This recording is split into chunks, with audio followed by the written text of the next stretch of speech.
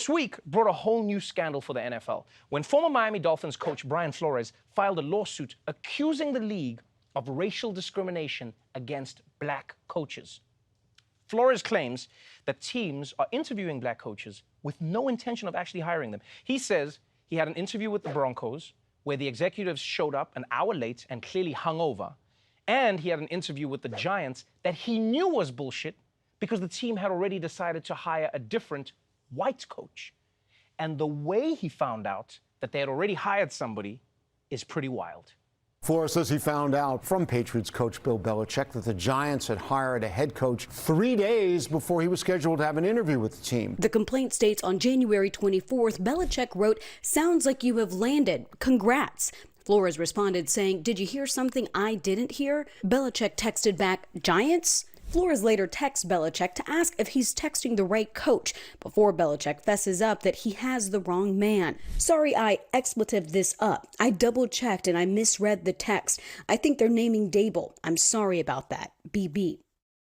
Ugh. This is so embarrassing. Why do old people sign their texts? Like, do they do that for everything? "I'm so horny right now. Yours truly, Henry. I want you to go to town on my ass. Affectionately, yours, Linda. Squirt emoji, best wishes, Henry." No, but for real though, this was a screw-up by Belichick. And he's a coach, so he can't even blame CTE. Because this is how Flores found out that he already lost the job that he was about to interview for. And you may be wondering, why would an NFL team grant an interview to a black coach if they have no intention of hiring them? Well, for a long time, black head coaches in the NFL were just not a thing, right? In fact, between 1926 and 1989, there were 0 black coaches. Nada. Yeah, during that 60-year period, it was easier to find a black person in space than coaching in the NFL.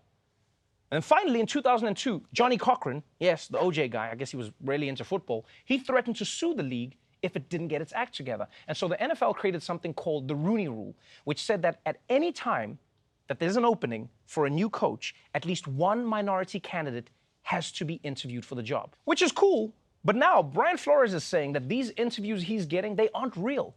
These teams are just going through the motions to satisfy the Rooney Rule. Think of it this way. It's almost like when your mom emails you that her friend from church, her son, is moving to your city and she wants you to be friends with him. And then, yeah, you go get a beer with him just to make your mom happy, but you know for a fact you're never gonna hire him as your friend. And honestly, if you're gonna make someone come to a bullshit interview, the least you can do is let them know ahead of time. Let them know this is a bullshit interview, because that way they can have some fun with it. You know, think how dope it would be to get to an interview knowing you're not gonna get the job. Then you can give bullshit interviews.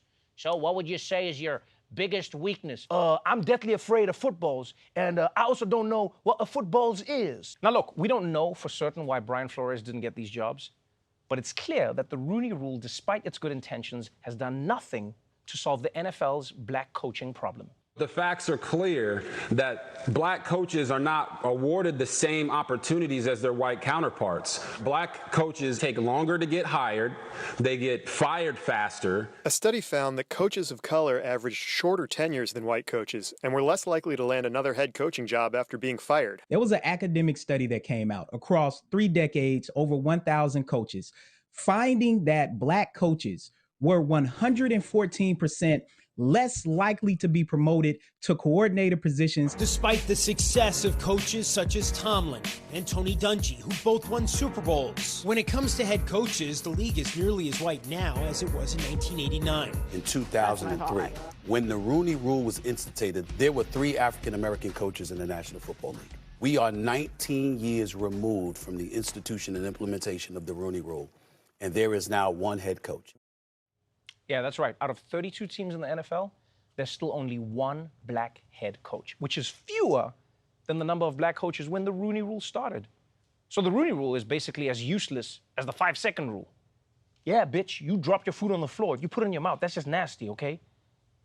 It's not like bacteria are slow to figure it out. Is that food? Wait, that's food. And it turns out not only are black coaches still not getting enough opportunities, but when they do get the job, they have a much shorter leash than white coaches. Yeah, even if they win, there's still a good chance that they're gonna get fired. Now, Is the NFL doing this on purpose to black coaches?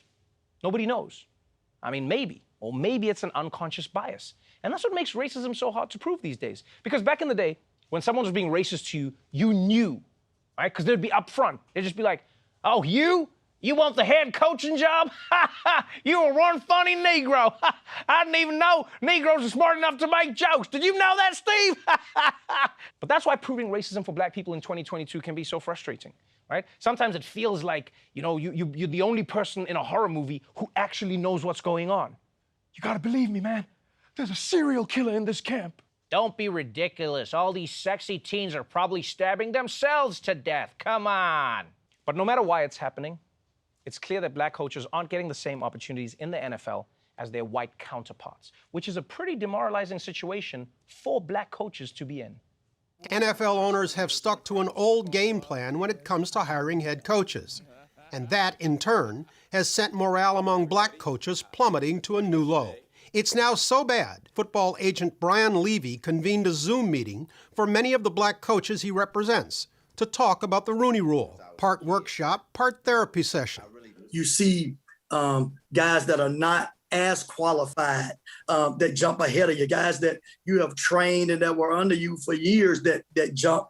And now, so what is the criteria? The resume doesn't matter anymore. He's not getting interviewed because he's the qualified coach. He's getting interviewed because they have to hit that quota. You see the black name, you're like, oh, he's the Rooney. That's why he's interviewing. He's the Rooney. Man, you see this shit?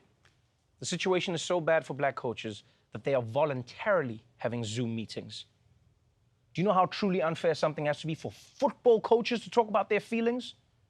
Think about it. Even when they win the Super Bowl, they'll be up on the podium that night like, we played well today, gonna give the boys 20 minutes off tomorrow, and then it's back to the weight room.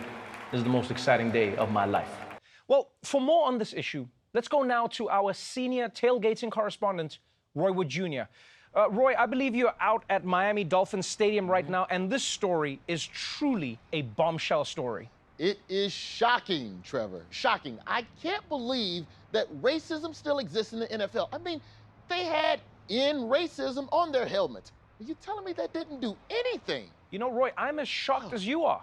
But let me ask you, what do you think of the Rooney Rule? Because this lawsuit seems to prove that it hasn't worked. Well, the problem with the Rooney Rule is that it underestimates racial bias. The Rooney Rule says, you don't like black people, well, hang out with one and see what happens. But nothing happened. So now it's even worse, and you're still hiring the white coach and wasting the black man's time. Right. So then let me ask you. Not to mention that this rule messes with the black man's self-esteem. He's going on all these interviews and doesn't get the job. He's obviously gonna wonder, well, is it me? You get low self-esteem. That shit starts affecting your whole life. You start having problems with intimacy. Your girl asks, what's wrong? But you're too manly to admit that when you get older, things don't work as good. You know what I'm talking about, Trevor. You know exactly what I'm talking about. You've been through this shit. You start growing apart. She leaves you. Next thing you know, she's dating the white coach because he got a good job. Meanwhile, you at home by yourself watching porn. You're not even jerking off while you're watching the porn. You're just watching it and eating cheese.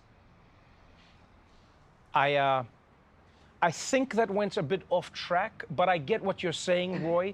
You think the Rooney Rule should be abolished? No, I didn't say that. We just got to replace the Rooney Rule with the Roy Wood Jr. Rule. The Roy Wood Jr. Rule? I'm sorry, what is that? Oh, dog, it's simple.